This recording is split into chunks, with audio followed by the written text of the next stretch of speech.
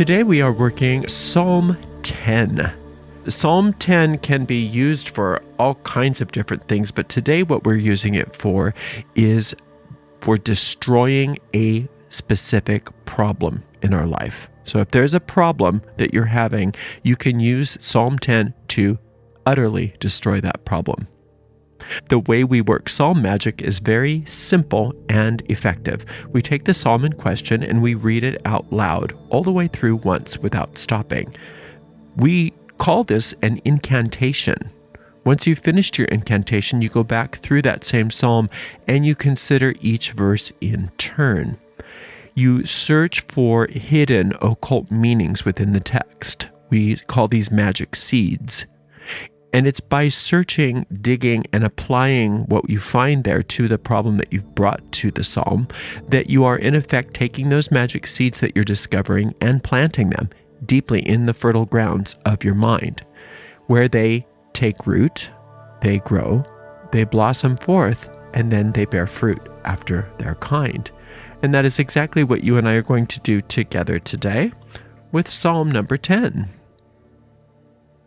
Why standest thou far off, O Lord? Why hidest thou thyself in times of trouble? The wicked in his pride doth persecute the poor. Let them be taken in the devices that they have imagined. For the wicked boasteth of his heart's desire, and blesseth the covetous, whom the Lord abhorreth. The wicked, through the pride of his countenance, will not seek after God. God is not in all his thoughts. His ways are always grievous. Thy judgments are far above, out of his sight. As for all his enemies, he puffeth at them. He hath said in his heart, I shall not be moved, for I shall never be in adversity. His mouth is full of cursing and deceit and fraud. Under his tongue is mischief and vanity.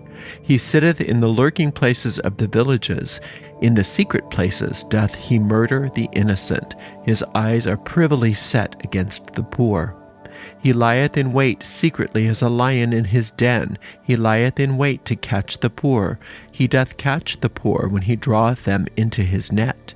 He croucheth, he humbleth himself, that the poor may fall by his strong ones. He hath said in his heart, God hath forgotten. He hideth his face, he will never see it. Arise, O Lord, O God, lift up thine hand, forget not the humble. Wherefore doth the wicked contemn God? He hath said in his heart, Thou wilt not require it. Thou hast seen it, for thou beholdest mischief and spite, to requite it with thy hand. The poor committeth himself unto thee. Thou art the helper of the fatherless. Break thou the arm of the wicked and the evil man. Seek out his wickedness till thou find none. The Lord is king forever and ever. The heathen are perished out of his land. Lord, thou hast heard the desire of the humble. Thou wilt prepare their heart. Thou wilt cause thine ear to hear, to judge the fatherless and the oppressed, that the one man of earth may no more oppress. We want to call to mind, if you have something, what the problem is that you're here to solve. It starts off asking the Lord why he's standing so far away. So let's first off orient ourselves toward not only our problem that we are getting solved, but who the Lord is. We have to remember that the Lord is a pre-gender force. There is only one, the one source of the universe. Now, that's not the same as saying something is monotheistic. Most monotheistic points of view believe that there's one God, but that God is separate from its creations. That's not what we're talking about. We're talking about the fact that there's only one power, and you're part of it. We're all part of it. And there's nothing that can oppose it. There's nothing that can thwart it. There's nothing that can stand against it. And anything that appears to stand against it or be not like that infinite power is part of what we call the ego mind, which is a belief in separation. And that belief in separation is something that we have taken on ourselves in our minds. It's not true, but we believe it's true. And all of our problems come from this idea that we are separate from this one power. So it says, why standest thou afar off, O Lord? Why hidest thou thyself in times of trouble? And it does seem like that, doesn't it? It seems like, okay, what What's going on here? Why is there no help here? There is no Lord. There is no power. There's only me and my problem. So where is this thing? Why is this higher power that's supposed to be able to be all-knowing, all-powerful, all-helpful? Why is it not here helping me? That's an important thing to ask ourselves. It's important to give voice to these feelings. We don't want to suppress them. I think a lot of people that are very pious have a problem doing that because they think they're somehow going to offend God. God's not offendable. God can't be offended. You bring it all. You bring it on. You heal by going through things. So part of the reason why we have these problems is because we are afraid to go through this experience of thinking that we're all alone and we're separate and that there is no God, or if there is, that this God doesn't want to have anything to do with us or is too busy or something. Lost our file. It says, the wicked in his pride doth persecute the poor. Let them be taken in the devices that they have imagined. Okay, so two things. One, the ego mind, that part of us that believes in separation, first and foremost doesn't exist, but we believe it does because we contemplate it. That's the power of our mind. The power of our mind is such that we can experience anything that we believe. It's our power of belief is such that what we truly believe in deeply is what we experience. And so if we really have convinced ourselves that something is true, even if it's not, we experience it as if it were true. And so it's saying that the wicked in his pride doth persecute the poor. So what that part of our mind is programmed to do, that ego mind, is to persecute us. Now, the poor means the innocent. The poor means the poor in spirit. The poor means that part of us that knows that we are one with infinite intelligence. If you know that you're one with infinite intelligence, then you know you're dependent on infinite intelligence. It's like you're like a beam of light coming out of the sun, and you're dependent on the sun shining for your light to shine. That doesn't mean that you're not a unique, wonderful expression of it, but that means that if there were no sun, there'd be no you. That's the poor. So the wicked in his pride doth persecute the poor. So the pride of the ego is the idea that you could be persecuted, that you could be separate from this. And it's trying to convince you because that's how we've programmed that ego mind to be. That's how we all have. It's important to understand this, that we are being persecuted by our own cleverness, by our own mind. It's our own genius turned against us. And we've allowed that to happen even though we don't remember it. Let them be taken in the devices that they have imagined. In other words, let evil destroy itself. Let the ego destroy itself. I don't need to be involved with that. Think about the water on the Wicked Witch of the West in the movie of The Wizard of Oz. The reason why the water got on the Wicked Witch of the West isn't because Dorothy was trying to destroy her. It wasn't that Dorothy had some plan to destroy the witch with water. She didn't even know water did that. She was trying to help her friend who was in trouble. Her friend was on fire, and so she got whatever she could find and threw that water on the burning scarecrow. She was the poor.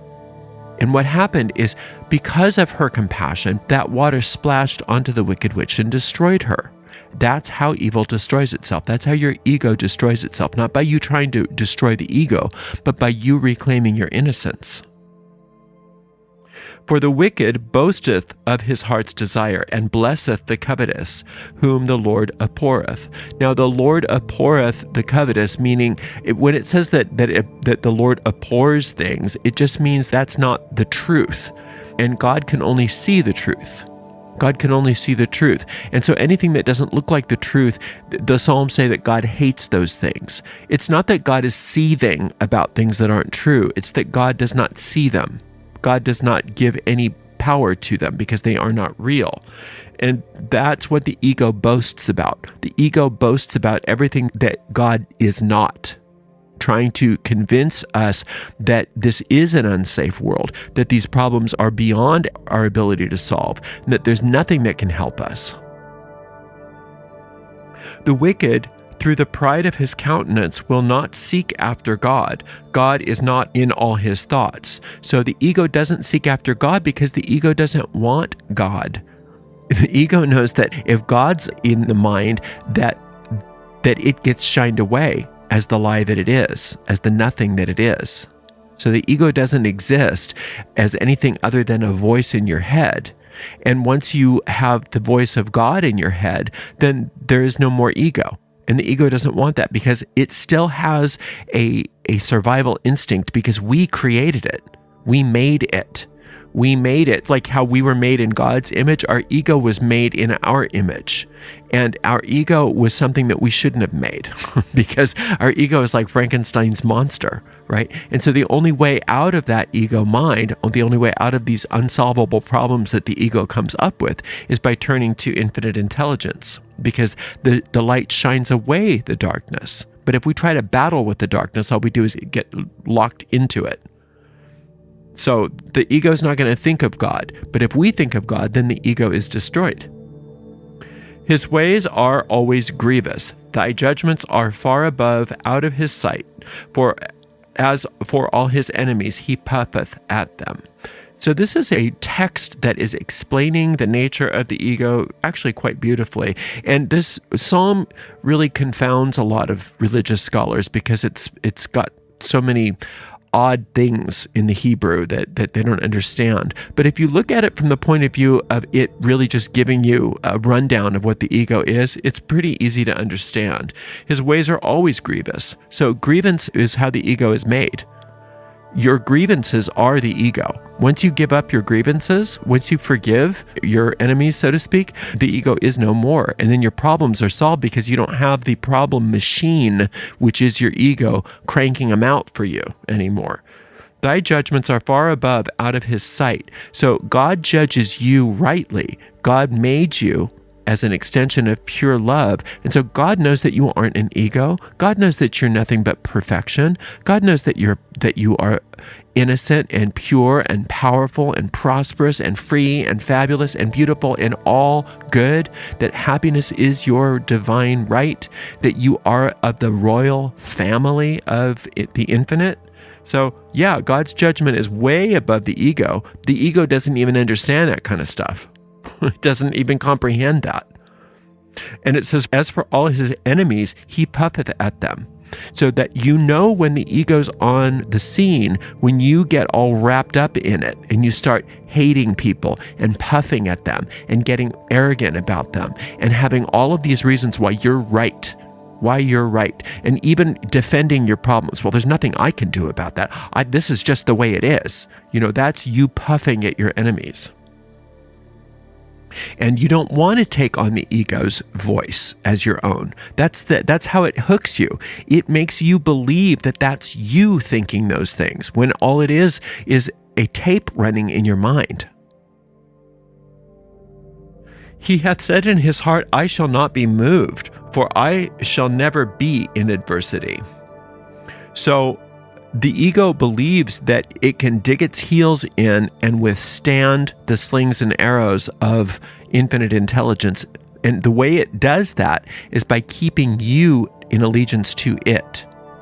So the second that you start questioning those negative thoughts in your mind and you start saying, this isn't me, this isn't my voice, this is an imposter voice that I programmed a long time ago, and I'm still under its spell, I put a spell on myself. Once you realize that, it loses its power over you and it will be moved. But it doesn't, it tells you that it won't be moved because it tells you that it's your savior. It's your salvation.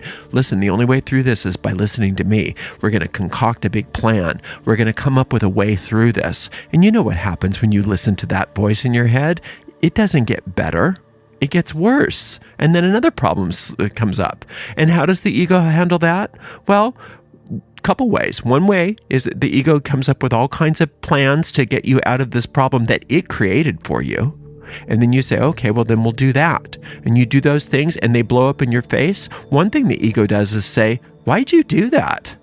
You're so stupid. Look at you. How stupid are you? And then you start feeling bad about yourself, right? You know that. Or the other way is that it distracts you from it completely and just says, no, that's not happening.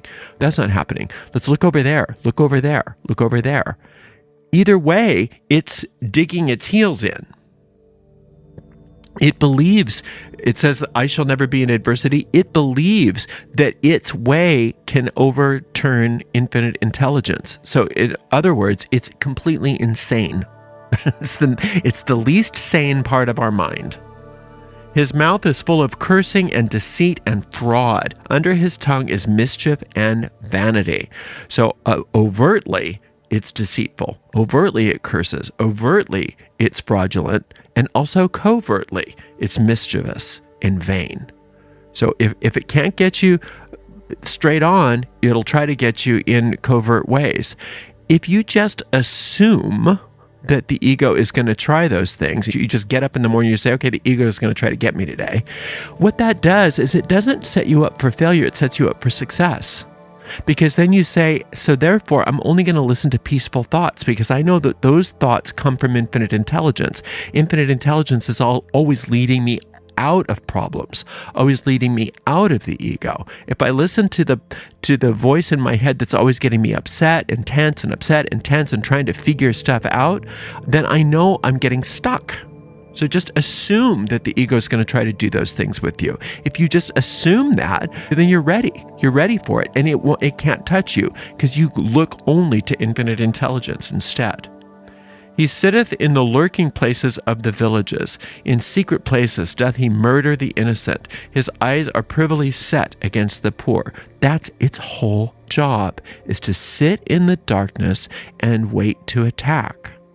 And then when it does that, it always makes you believe that you're the guilty one. You did that, right? So when you get these impulses to attack other people or to attack yourself, just take a beat. Because sometimes when we attack another person, even in our mind, it's not like everybody's like literally attacking people, but in our mind, when we have judgments against other people, just recognize that it's not what it seems to be. It's the ego trying to get you hooked. It's just its MO. It's how it keeps you stuck in problems. So when those judgmental thoughts come up, those attacking thoughts, either about other people or about yourself, question them.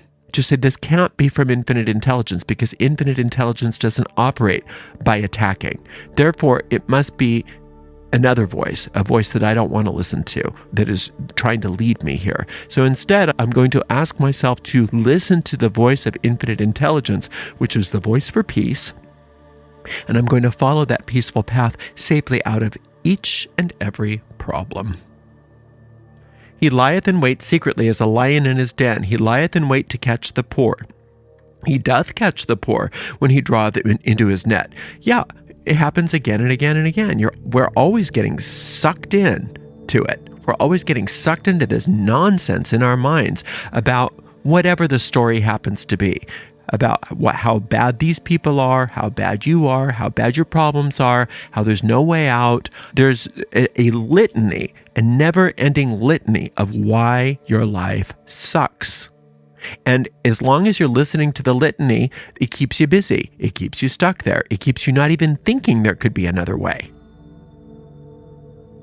He croucheth and humbleth himself, that the poor may fall by his strong ones. It really thinks he's going to win. See, because the thing about this that the ego doesn't get, because it is so insane, is that even if you do go through all of these problems, even if you are caught again and again and again, that doesn't change your essential nature. Nothing the ego does can change who you are. You are perfect. You are a child of the infinite. You are all-powerful. You have everything that you need to have all of these problems solved and be happy for eternity, right here and right now, because infinite intelligence gave that to you at your creation. So it's all about us recognizing that we're listening to an imposter voice trying to get us to stay stuck, trying to get us to feel small, trying to get us to feel separate, trying to get us to feel everything that is not what infinite intelligence is teaching us. He hath said in his heart, God hath forgotten. He hideth his face. He will never see it. Yeah, you know that it's got you when you're thinking, oh, nothing's ever going to work for me. There is no God. There is no infinite intelligence. Nothing could possibly work. Look how bad it is. It's getting worse and worse and worse. Those kinds of thoughts, you know that you're hooked. So when you're feeling those thoughts, don't feel bad about yourself for thinking those thoughts. It's normal. We all get hooked by the ego. It's what we do here. But just recognize, I must be thinking wrongly. I must be thinking with the thoughts of my ego and not from the thoughts of infinite intelligence. And catch yourself. Be vigilant and just say, listen, and you ask your teacher. You have your own teacher right within you. You say, I know that this isn't right because I'm not feeling peaceful. I know that there's another way to think. I don't know how to do that. Please show me. Please do it for me. Arise, O Lord, O God, lift up thine hand, forget not the humble. And this, I just gave you a foreshadowing of this verse here. This is what we do. We say, oh, wait a minute, arise, O God, lift up thine hand, forget not the humble. In other words, I'm going to wake up to the fact that I just got hooked again. So I'm going to ask, if I'm not at peace, that's the indication that I'm listening to the wrong voice. So I'm going to call on infinite intelligence to wake me up. Arise, O Lord, O God, lift up thine hand, forget not the humble. Because you are humble. Your ego is arrogant, but you can't be. You can't be. Try as you might, you couldn't ever be arrogant if you wanted to. That's not how your soul was made. You can't be arrogant any more than you could be a piece of fabric or a rock. You're not a rock, right? You're not a piece of fabric. You're not a drop of water. You're an extension of infinite intelligence. And as an extension of infinite intelligence, you can't be arrogant because you shine. There's no reason to be arrogant. Arrogance means that you're separate from your creator. Humility means that you're one with your creator and you're shining brightly and you are magnificent. That's not arrogance. Arrogance is, I'm in trouble. I'm always lowly. Everything's dark. Everything's out to get me. Nothing will ever work for me. That's arrogance. We have it backwards in this world, and that's another trick of the ego. Wherefore doth the wicked contemn God? He had said in his heart, thou wilt not require it. This is one of the verses that nobody really knows what it means because there was no real translatable Hebrew. The words were so garbled and not understandable. But when I'm reading this, what I get is, wherefore doth the wicked contemn God? He hath said in his heart, thou wilt not require it. God told you that God doesn't require sacrifice. God doesn't require that you go through these problems. God's not testing you. That idea of that God's refining you like a refiner's fire, and so all these problems are just making you stronger. What doesn't kill you makes you stronger. That does help you get through hard times, and so that can be helpful, but ultimately that's not how God operates. God operates by you remembering who you are, and then everything changes. You don't have to go through a process. God has seen it, for thou beholdest mischief and spite, to requite it with thine hand. The poor committeth himself unto thee. Thou art the helper of the fatherless. In other words, infinite intelligence doesn't will that you have this problem. So if you call in infinite intelligence when you are wrapped up in the creator of the problem, which is your ego, then it's undone for you. You're untied from it completely. You can't do that for yourself, but infinite intelligence can. Because you're so used to the ego's ways to expect that you know how to do it. You can't expect yourself to solve this problem on your own. Infinite intelligence, though, is no problem. There's nothing that's difficult for infinite intelligence. And infinite intelligence is not only able, but is eager to solve this problem for you. But you have to stop trying to solve it yourself. Break thou the arm of the wicked and the evil man. Seek out his wickedness till thou find none. So Infinite intelligence, please judge this situation. Please judge this problem. And what'll happen is that when God judges something, God sees what's real and what's not real. And it starts separating the false from the real. The real is where the solution is. The false is where the problem is. And that's how, because of that sorting out process that infinite intelligence does, that's how it so-called breaks the arm of the wicked and the evil man. When the arm is broken, it means that it has no more power to do this. So it's not necessarily that God's punishing or destroying, but it can seem that way because the ability for your ego to have any control over you and to keep you stuck in this problem has ended. The Lord is king forever and ever. The heathen are perished out of his land. So the heathen are the self-destructive thought forms that were created by the ego to keep you stuck, to keep you in problem after problem after problem. Destroy yourself, destroy yourself, destroy yourself. That's the ego's dictum. And it's saying, but the Lord is king. If the Lord is king and you're a child of the Lord, what does that make you? A princess or a prince, right? That means that you're somebody. You're somebody. This ego thing is nothing. It's a nobody. And that's what the heathen is all of what the ego has created as thought forms for you to try to trip you up. But the Lord is king. You're a prince. You're a princess. And all of this stuff is no longer a problem for you. You're waking up to the fact that this problem has already been solved. Lord, thou hast heard the desire of the humble and will prepare their heart. Thou wilt cause thine ear to hear. In other words, God knows what to do. God's already heard you. God's already handled it. The problem is already solved. Actually, the problem was solved the second you got into it. But you have to be able to be willing to let go of your control over this problem, your decisions about this problem, your need to be right about this problem, and be willing to be completely wrong and let infinite intelligence come in and correct it for you. To judge the fatherless and the oppressed, that the man of the earth may no more oppress. So we don't only want to solve this problem, we want this to be now part of a repertoire where we can come back again and again and again. And anytime there seems to be a problem even forming, we can get right back to it. And all that solution then happens before it gets out of control again. So whatever your problem is, you just keep coming back to the psalm each and every day until you get a sense of peace and certainty that the problem's solved. And then once you get that sense of peace and certainty, that means the spell is taken. It's done. And you don't have to work on it anymore. You can move on to something else. Thank you so very much for spending some time with me today. I so appreciate you. Until next time, blessed be.